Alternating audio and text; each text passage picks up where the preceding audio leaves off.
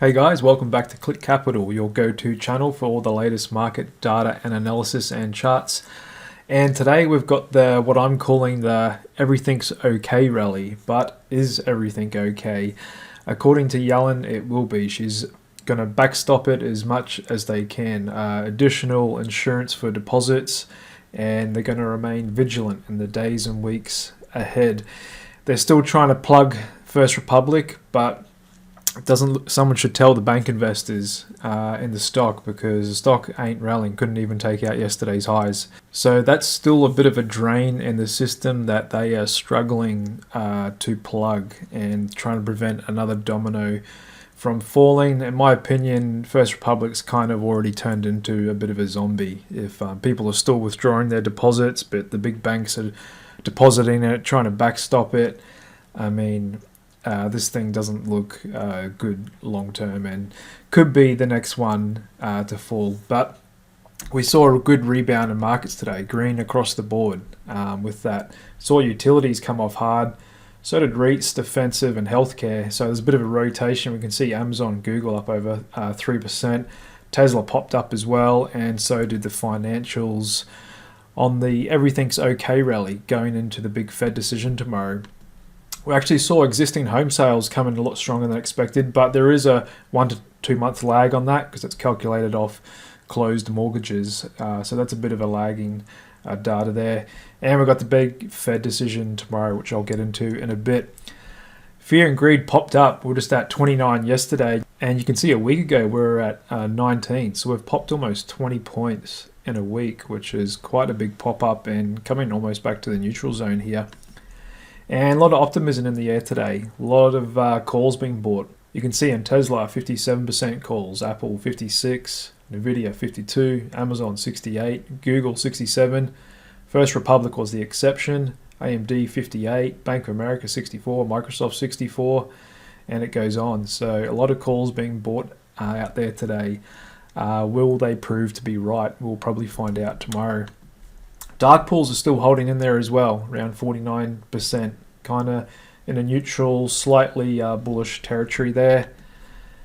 And sales came off as well yesterday with a little bit more purchases, but the trend over the last month has been, historic sales by insiders and historic lows purchases. So that's bumping around a bit. But overall, insiders have been selling this rally over the last month or two this year. Over to Fed Fund Futures probability. Tomorrow, 84% chance. So I do expect Jay to hike tomorrow. I'll get into more of that in a bit later with what I think is going to happen tomorrow in addition to a hike. And look at this chart here. The NASDAQ has its best week over the S&P 500 since the global financial crisis. So back in 2008. And stock markets didn't bottom till March 2009 down here on this big move here. So just because we've had this big move into tech, that doesn't mean it's kicking off a new bull market. So was today, a fake out or the start of something real? That's what we're going to get into in today's video. After signature bank deal, FDIC is left with $11 billion in toxic waste loans. So this was kind of, buried down a bit today, and not many people talking about. So they managed to sell the $34 billion in signatures deposits and $13 billion in loans and 40 bank branches, but left behind is commercial real estate debt, which is a sector has been in big trouble since COVID. And like this investor here of Wayland Global Advisors said, it's toxic waste. From an investor point of view, these are dead assets. And basically the FDIC declined to comment. So that's kind of an admission of guilt to me. They're just backstopping the system here and just, basically buying this toxic dead assets and kind of just burying it under the rug. But how many more times can they do this if there's a run on more regionals? Are they going to do this with First Republic as well? I'm not sure. JP Morgan sees increasing chance of a Minsky moment. So a Minsky moment refers to the end of an economic boom that has encouraged investors to take on so much risk that lending exceeds what borrowers can repay. At some point, any destabilizing event may force investors to sell assets for cash to repay their loans, sparking a market meltdown. It's kind of what we've seen. We saw a huge amount of risk after COVID with the Fed flooding the system liquidity and all sorts of crazy assets going up to crazy heights in 20 and 21. And now that's kind of, reached an economic reality where it is exactly what it says here, so much risk that lending exceeds what borrowers can repay. A destabilizing event, that's what we're going through right now, may force investors to sell assets for cash to repay their loans. On top of that, credit conditions are going to tighten more rapidly from both markets and a regulator's point of view. So that's going to tighten credit conditions, which is going to bring forward the recession and cause the further deleveraging in the system. And just to add to the criminal behavior of Signature's insiders, not only did they dump tens of millions of dollars of stock in the last year or two onto investors while running a $200 billion unhedged asset book, they also managed to triple loans to themselves just in the months leading up to its failure. So they issued loans to insiders at $219 million. And hopefully, the equity and bondholders come after them like they're doing with Credit Suisse. Warren Buffett, we haven't heard much from him lately. I would have thought if he was going to come in to save the day, we would have heard from him. And, maybe he still will, but I'm not so sure if he wants to do such a great deal for himself and shareholders like he did in GFC, because after GFC, people weren't too impressed with everything that's happened. So I think Warren Buffett, one of his greatest traits is being able to read the room, and I'm not sure if he wants to make a huge windfall profit out of this mess. That's just my speculation, and I may be wrong. But so far, he has not stepped in yet, even though the White House is trying to rope him into it. Fed Reserve, between a rock and a hard place. Isn't that the truth? I would hate to be this guy here tomorrow. I mean, he's going to have people hate him no matter what he does. There's a whole army of people saying he's got to hike, stay on top of inflation, monetary policies for inflation, use the other tools to deal with the crisis. Then there's a whole army of other people who are saying if he does a hike, it'll be the worst mistake of his career. We have to pause. Even Elon Musk says Jay needs to cut by at least 50 basis points. At least 50 basis points. Yeah, right. I think he's going to hike, and what I think he's going to do is come out super cautious. He's going to hike, but they might come out with something else new for the instability and crisis. They might come out with some new name, some new program, some new tool that should hopefully give an answer to both problems, inflation and the instability. So the idea might be to raise interest rates, but at the same time bring in something new to try and backstop contagion in the system. But let's see how markets react to it. It's going to be an interesting one, and just so different from all the other Fed decisions that we'd normally see. Really hard to say what's going to happen, because normally if he's dovish, the risk markets love it. Lower rates, bigger margins on capital, allocations to equities go up. But that might not be the case tomorrow if he doesn't raise. The market might interpret that as the Fed's seen a lot more pain coming, and risk markets might price based off that. Money from the banking system absolutely did move away into gold. That's for sure. Right now, it feels safer to have your money in physical gold and then a deposit at a smaller bank. At least, you've only got to trust yourself with it. If you've got the gold in your hand, your wealth is in your own hands. You're not relying on someone else to look after your wealth. But because would you seen what Greg Becker and all those insiders done at Silicon Valley Bank, would you like to trust your money with people like that? It's a no from me, because like this meme I posted on our Twitter yesterday, I pretty much sums up the business model of Silicon Valley Bank, and I'm sure a few others as well. So I like the appeal of gold here, and I think at least having an allocation to it is a pretty good hedge against a lot of things, including third-party risk. And finally, Apple and Microsoft now account for 13% of the S&P 500, biggest concentration since 1990.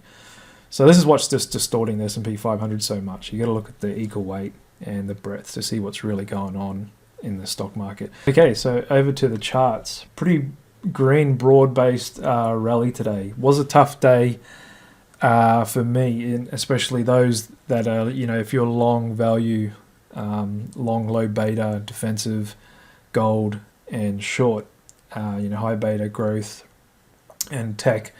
But this is normal in bear markets to have these really hard, sharp rallies that try and make you think otherwise, but you just got to kind of step back and look at the big picture to see what's really going on under the hood with markets. But we saw a lot of beaten down stocks and highly shorted stocks, overvalued stocks, meme stocks really pop up here today. But S&P still under its 50 bar. So is the equal weight. Still down here, even though we had this pop of this little bottom. The only thing that's really up above it is the NASDAQ, is the Qs, and just a few other things like gold and semis. But here we've got the Dow down, mids and smalls, and all the international indices as well. So even though we've got a bounce, we're still under the 50 bar VWAP, so still a technical downtrend that we're in here. VIX came off hard today. Still a little bit backward here, up the front. VIX still at a 21 handle. Kind of a lot of call buying out there today. Move index came off a little bit, but still really elevated up here. And put call equity ratio only at 0.83. So a lot of people buying calls, as we saw there. But the breadth's just not there. 24% of stocks above their 50-day average. This is not breaking out. This is not some new bull market that some people are out there claiming, especially when we've got only 12 stocks today on the big board and 35 stocks in the NASDAQ making new highs today. Over to spreads, just holding up there, growth versus defensive. Equal weight versus SP, still really oversold down here. And this was kind of sums up the move well today. And high beta versus low volatility popped up 2.3%. So that was kind of a big pop up in what's been working recently. And that's what's been working recently kind of took a pullback today. And we saw that with the Qs and growth versus value as well. And the yield curve. So for those of you who don't know, this big move up from really deeply inverted is kind of the market saying there's a recession coming and it's coming sooner than we thought now. So if we look at a monthly chart on the yield curve, so below this orange line here is when it's inverted, when the 2-year is above the 10-year. And we can see back here when it first went inverted in 06 and then kind of really took off back into positive territory coming in mid-late 2007. We all know what happened to stock markets. They sold off hard in the GFC into March 2009, up around here. And back again in 2000 as well. So I went inverted in March 2000 and then went to positive territory late 2000.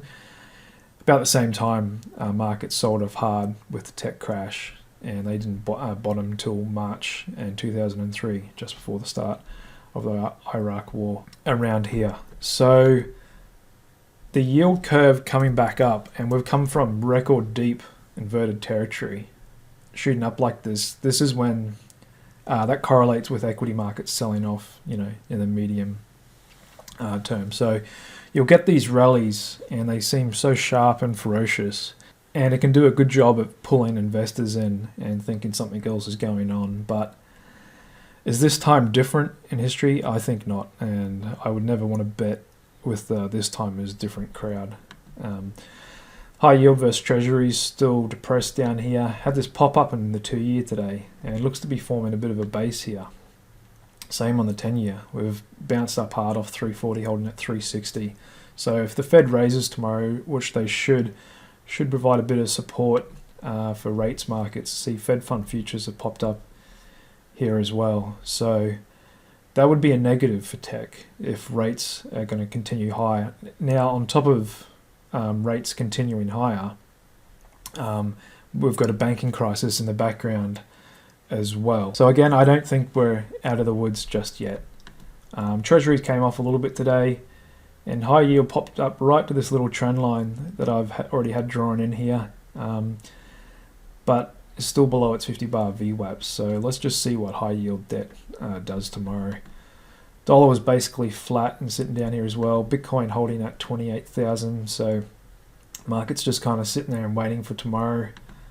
Commodities had a little pop, but in a tight range. Gold came off a bit today. Bit of a sell-off, bit of a pullback. And you'll see this a lot. Markets will break out and they'll kind of pull back immediately and make people think like, oh. And I think it can kind of trick people a bit. I still think this is a valid breakout here. And there's a lot of, technical thrust and fundamental reasons behind it as well. So I don't think that's a fake out. I think this pullback should find support. Moving on, oil had a little pop up here today. And over the stock sectors, all the real sensitive stuff rose. Look at IPOs up 3.7%. ARK up 5.5%. Clean energy up 4.9%. Communications up 2.1%. Semis didn't join in on the party though. They put on a bit of a spinning doji. Looks like a bit of indecision up here. And we're significantly overbought on the semis relative to the rest of the market. Retail had a pop. Biotech came off. Gold miners came off a bit. REITs came off a bit. And so did the defensive. Healthcare was only up a little bit. Staples flat. Utilities actually came off 2%. But there was a bit of a dip by there, and we've got a bit of a strong divergence here on our hidden divergence indicator. So I still think utilities will hold down here. Over to stocks. BlackRock had a nice little pop up here today. And we mentioned this has been building on a big bullish divergence here, which is actually a positive for the market. JP Morgan popped up here a little bit. Apple broke out. We've been looking for that to break out. Microsoft kind of didn't do as well. Actually took a short in Microsoft today. It's quite a big divergence going on here. You can see here price is pretty flat, but on our hidden divergence indicator we've come down quite a bit.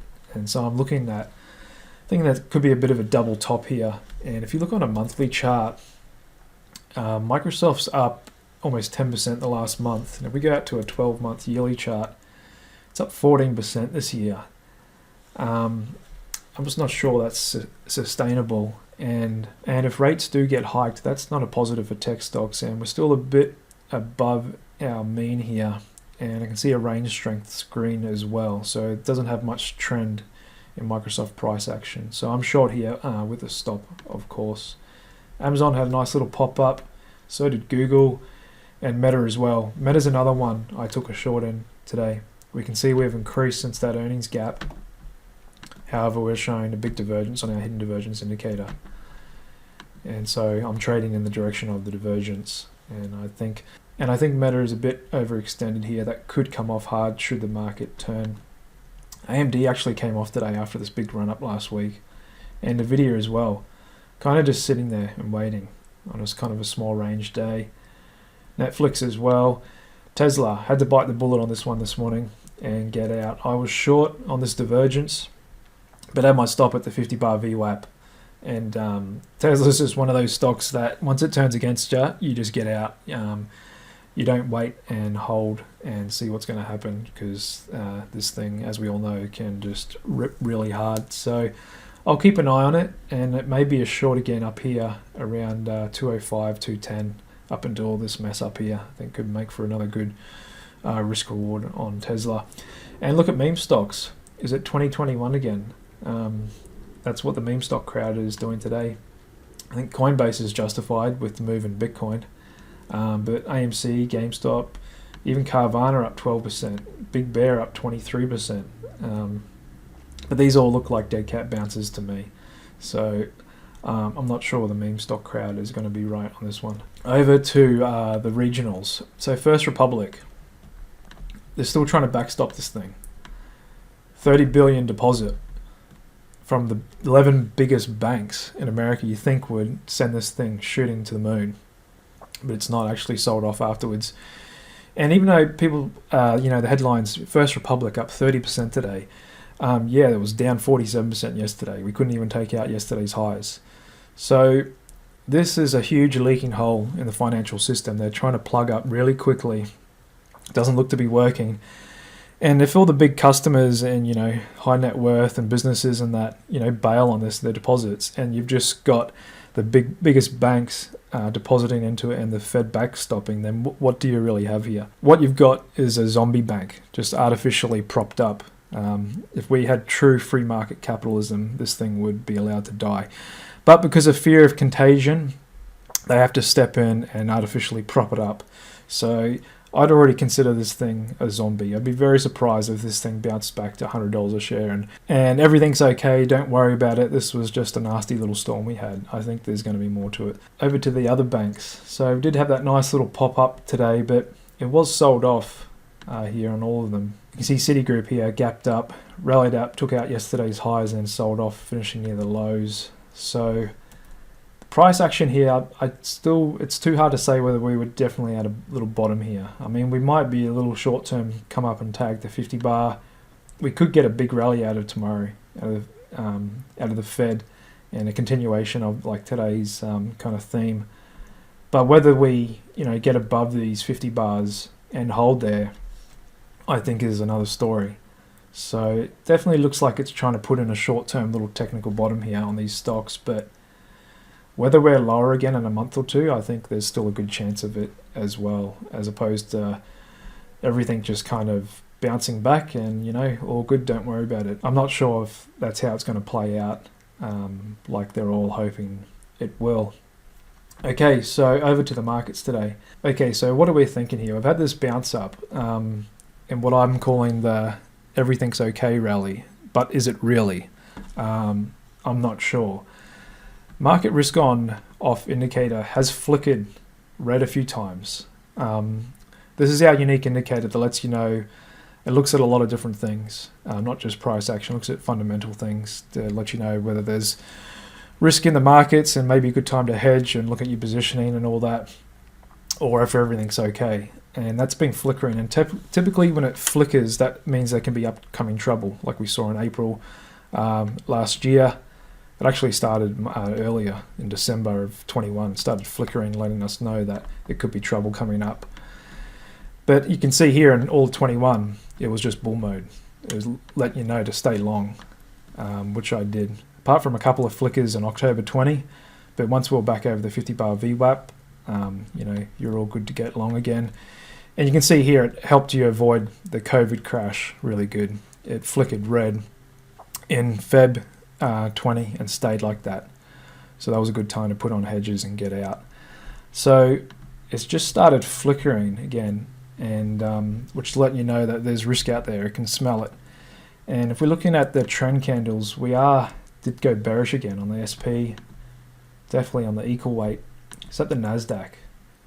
NASDAQ's been the exception. And NASDAQ's really overbought here relative to SP. And Dow, bad trend, mids and smalls as well. So that's our trend candles letting you know what the trend is on the chart. And the small term, medium term, 3-day is still bearish on the smalls and NASDAQ and the S&P as well. So, and when you look at the breadth in that, this is still a bear market in my opinion. We're just having this little kind of sideways action here. You can see in our range strength. We're kind of just choking along here. But this is still a confirmed bear market in my opinion. And we've still got, high inflation. We've still got high valuations relative to bonds. And now you can throw into the mix a banking crisis that we're going through and high volatility. And the prospect that the Fed, in the face of all that, is still going to increase rates. So given all that, I have to still keep a bearish tilt. And these pullbacks I'm selling into, because you look at the volume here today, it's really weak volume. And look on the Qs, we couldn't even come close to our average volume here. So this is looking like a good risk reward to get short here, but we could still rip higher tomorrow. Anything can happen, especially with tomorrow's one. It's really anybody's guess with tomorrow. So that's why you got to have stops and be prepared for anything, because being a trader is kind of like being a boxer. You got to know how to give it, and you got to know how to take it, and hopefully in the long run you give more than you take. But today I definitely had to take it on the chin with how I'm positioned going into this, and that's just kind of normal you see this. You can be positioned right and the market will just kind of rip against you and try and shake you out. But I'm standing firm. I was 40% net short coming in today, and I increased that to 60% net short. So as the market's been moving a bit higher, I've been getting a bit more net short into it, and I'm short tech mostly because I think it's really overbought relative. I could still be wrong here. We could still have another rip your face off bear market rally tomorrow, in which case I'll have to bite the bullet and get out, maybe even get towards neutral. If we do rip higher on volume, I won't want to keep standing in the way of it. But for now, I'm playing it short, and I'm gonna stick that way and see what happens tomorrow. After Jay should hike, but either way, I think he's gonna. But either way, I think he's gonna face a huge amount of criticism, whatever he does, and we'll just have to play it as it comes. Okay, that's all for today. Thanks very much for tuning in, and tomorrow should be a spicy one. So make sure you come back to the channel tomorrow, and I'll dive deep into all the charts and data for you and let you know my opinion on what I think's going on and what could happen next. All right, guys, take care out there. Cheers.